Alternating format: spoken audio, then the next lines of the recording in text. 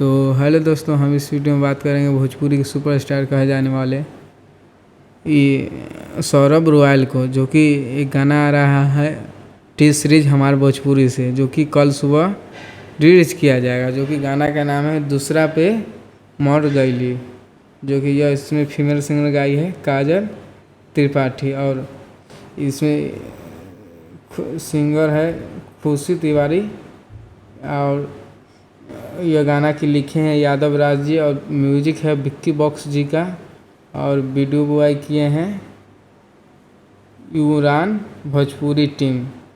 तो दोस्तों, कल सुबह सौरभ रॉयल का एक गाना आ रहा है टी सीरीज हमार भोजपुरी से, जो कि गाना का नाम है दूसरा पे मर गईली, जो कि टी सीरीज हमारे भोजपुरी से गाना रिलीज किया जाएगा, और यह गाना लोकगीत होने जा रहा है। तो दोस्तों, वीडियो पसंद आया हो तो वीडियो को लाइक कीजिएगा, चैनल पर नए हो तो चैनल को सब्सक्राइब कीजिएगा, ताकि भोजपुरी का हर अपडेट आप तक पहुंच सके। जय हिंद, जय भोजपुरी। धन्यवाद दोस्तों।